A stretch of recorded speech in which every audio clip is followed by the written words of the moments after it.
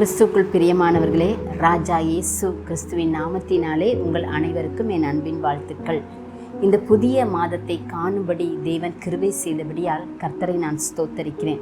எனக்கு அருமையான தேவஜனமே, இஸ்ரவேல் ஜனங்கள் எகிப்தின் அடிமைத்தனத்தில் இருந்து விடுதலையாகி கானானுக்கு வருகிற வழியிலே அநேக சவால்களை சந்திக்கிறார்கள். அப்பொழுது அவருடைய வாழ்க்கையிலே கர்த்தர் பயங்கரமான பராக்கிரமசாலியாக இருந்து செயல்படுகிறார். ஆனால் அவருடைய வாழ்க்கையில் பார்த்தீங்கன்னா பலவிதமான பிரச்சனைகள் வந்தாலும், அவர்கள் சோர்ந்து போகிற சூழ்நிலை வந்தாலும் கர்த்தர் அவர்களை திடப்படுத்தி பலப்படுத்தி அழைத்து வருகிறத நம்ம பார்க்க முடிகிறது வேதத்திலே. எனக்கு அருமையானவர்களே, அவர்களுடைய வாழ்க்கையில் அவர்கள் எரிகோவின் கிட்ட, அதாவது யோர்தானுக்கு இக்கரையிலே மோவாப் சமவெளியிலே அவர்கள் பாளையம் இறங்குகிறதான ஒரு சூழ்நிலையிலே இஸ்ரவேல் ஜனங்களுக்கு கர்த்தர் செய்த எல்லா காரியங்களையும் குறித்து பயந்து அச்சம் கொண்டு இந்த சிப்போரின் குமாரனாகிய பாலாக் ராஜா இந்த ஜனங்களின் நிமித்தம் கலக்கம் அடைகிறான். இந்த ஜனங்களை இந்த தேசத்தின் வழியாக கடந்து போகக்கூடாது என்று சொல்லி, அவர்கள் மூலமாக அவர்களுக்கு ஆபத்து வரும் என்று சொல்லி அவன் கருதி பேயோரின் குமாரனாகிய பிலேயாமை கூலி பொருத்தி ஆள் அனுப்பி அவனை அழைத்து வந்து இந்த ஜனங்களை சபிக்கும்படிக்கு அநேக பலிபீடங்களை அவன் உருவாக்கி அங்கே பலி செலுத்தி கர்த்தருடைய ஜனங்களை, இந்த இஸ்ரவேல் ஜனங்களை சபிக்கும்படிக்கு ஆயத்தப்படுத்துகிறான். ஆனால் இந்த பிலேயாமுடைய கண்கள் திறக்கப்படுகிறது.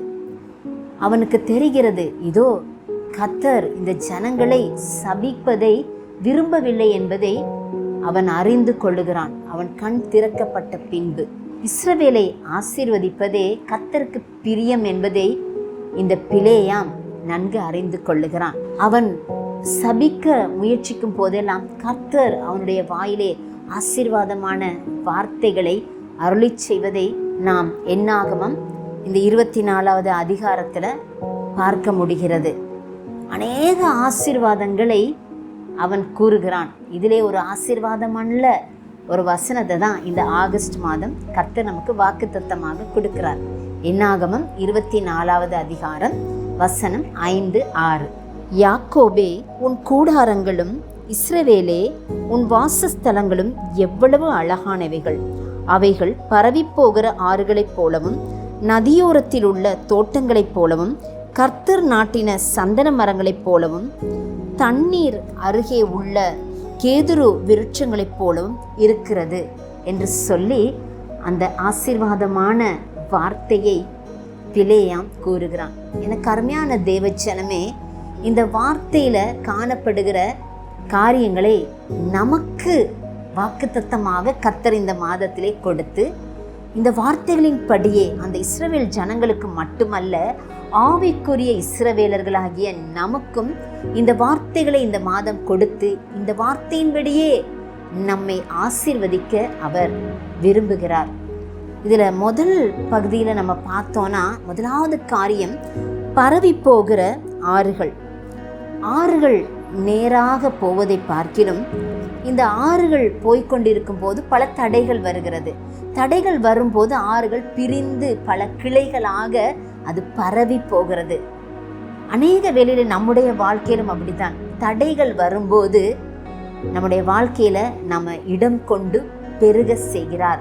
அவர் நம்மை உயர்த்துகிறார், மேன்மைப்படுத்துகிறார், ஒரு விரிவாக்கத்தை கட்டளையிடுகிறார். நம்முடைய வாழ்க்கையில அநேக தடைகள் வருகிறது. அவைகள் எல்லாமே நம்முடைய வாழ்க்கையில முன்னேற்றத்திற்காக, ஒரு பெருக்கத்துக்காக.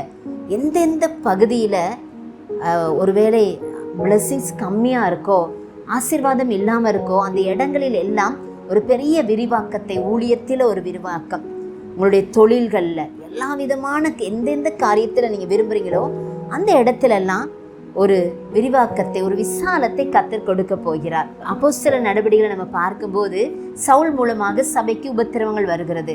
அங்கே சீஷர்கள் சிதறடிக்கப்பட்டு, அங்கே சுவிசேஷம் அநேக இடங்களிலே அறிவிக்கப்பட்டு, அநேக ஜனங்கள் ரட்சிக்கப்பட்டு, ஊழியத்தின் பாதையிலே சீஷர்கள் ஒரு பெரிய ஒரு விரிவாக்கத்தை காண்கிறார்கள். இன்னும் அடுத்த ஆசீர்வாதமான காரியத்தை நம்ம பார்ப்போமானால், நதியோரத்தில் உள்ள தோட்டம். நதியோரத்தில் காணப்படுகிற தோட்டம் மிகவும் செழிப்பாக இருக்கும், பூத்து காய்த்து கனி கொடுத்து அது மிகுந்த ஆசீர்வாதமுள்ள ஒரு செழிப்பான வாழ்க்கைக்கு அடையாளமாக காணப்படுகிறது. சங்கீதம் 1:2-3 பார்க்கும்போது, கர்த்தருடைய வேதத்தில் பிரியமாயிருந்து இரவும் பகலும் அவருடைய வேதத்தில் தியானமாய் இருக்கிற மனுஷன் பாக்கியவான். அவன் நீர்க்கால்களின் ஓரமாய் நடப்பட்டு தன் காலத்தில் தன் கனியை தந்து இலையுதிராதிருக்கிற மரத்தை போல் இருக்கிறான். அவன் செய்வதெல்லாம் வாய்க்கும் என்று சொல்லி அந்த வசனம் சொல்லுகிறது. வேதத்துல நம்ம பிரியமா இருந்து அதை தியானிக்கும் போது கர்த்தர் இப்படிப்பட்ட ஒரு செழிப்பான வாழ்க்கையை நம்முடைய வாழ்க்கையிலே கொடுக்கிறார். இன்னும் 3வது ஆசீர்வாதம் இந்த வசனத்துல நம்ம பார்ப்போமானால், கர்த்தர் நாட்டின சந்தன மரங்களைப் போல. சந்தன மரங்கள் நறுமணம் தரக்கூடியது. எனக்கு அருமையானவர்களே, சந்தனம் உரச உரச நறுமணம் வீசுகிறது. வைரத்தை பட்டை தீட்ட தீட்ட அது ஜொலிக்கிறது. அதே போலத்தான் உங்களுடைய வாழ்க்கையிலே பலவிதமான கஷ்டங்கள், உரசப்படுகிற அப்படிப்பட்ட வேதனைக்குரிய காரியங்கள் உங்கள் வாழ்க்கையில வரும்போது நீங்கள் நறுமணம் வீசுகிறீர்கள், அனைவருக்கு ஆசீர்வாதமா இருக்கிறீர்கள். உங்களுக்காக நான் ஒரு வசனத்தை வாசிக்கிறேன். 2 கொரிந்தியர் 2:14. கிறிஸ்துவுக்குள் எப்பொழுதும் எங்களை வெற்றி சிறக்க பண்ணி எல்லா இடங்களிலேயும் எங்களை கொண்டு அவரை அறிகிற அறிவின் வாசனையை வெளிப்படுத்துகிற தேவனுக்கு ஸ்தோத்திரம். கிறிஸ்துவுக்குள் எப்பொழுதும் உங்களை அவர் வெற்றி சிறக்க பண்ணி எல்லா இடங்களிலும் கர்த்தரை அறிகிற அறிவின் வாசனையை உங்கள் மூலமாக அவர் கொடுக்க விரும்புகிறார். அடுத்த ஆசீர்வாதத்தை நாம் பார்ப்போமானால், தண்ணீர் அருகே உள்ள கேதுரு விருட்சங்களைப் போல என்று சொல்லி அந்த வசனத்தில் நம்ம வாசிக்க முடிகிறது. எனக்கு அருமையானவர்களே, நீதிமொழிகளில் ஒரு வசனம் இருக்கிறது, நீதிமான் பனையை போல செழித்து கேதுரு மரங்களைப் போல வளருவான் என்று சொல்லி. கேதுரு மரங்களைப் போல எல்லா வகையிலும் ஒரு வளர்ச்சியும் முன்னேற்றத்தையும் உங்கள் வாழ்க்கையிலே நீங்கள் காணப்போகிறீர்கள். எனக்கு அருமையான தேவ ஜனமே, இன்னும் நம்ம பார்ப்போமானால், தாவீதுடைய வாழ்க்கையில கேதுரு மரத்தால ஒரு நிலையான வீட்டை தாவீதுக்கு கர்த்தர் கட்டி கொடுக்கிறார். இன்னும் கர்த்தருடைய தேவாலயத்தை அந்த கேதுரு மரங்கள் அலங்கரிக்கிறது. கேதுரு மரம் ஆலயத்தை தாங்குகிறது. நீங்கள் அநேகரை தாங்கக்கூடியவர்களாக, ஆலயத்தை அலங்கரிக்கிறவர்களாக உங்களுடைய வாழ்க்கையை கர்த்தர் மாற்றப் போகிறார். 4வது ஆசீர்வாதத்தை நாம் பார்ப்போமானால், உன்னத பாட்டு 5:15 அவர் ரூபம் லீபனோனை போலவும் கேதுரு மரங்களைப் போலவும் சிறப்பாயிருக்கிறது என்று சொல்லி அந்த வசனம் சொல்லுகிறது.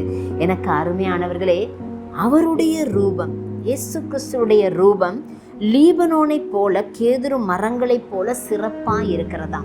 அவருடைய சாயலாக, அவருடைய ரூபத்தின்படி சிருஷ்டிக்கப்பட்ட நம்முடைய வாழ்க்கையில சில வேளைகளில் அவருடைய சாயலை, ரூபத்தை நாம் இழந்திருப்போமானால், இந்த வார்த்தையின்படி மறுபடியும் தேவ சாயலை, அவருடைய ரூபத்தை நமக்கு கொடுத்து கர்த்தர் நம்மை ஆசீர்வதிக்க போகிறார்.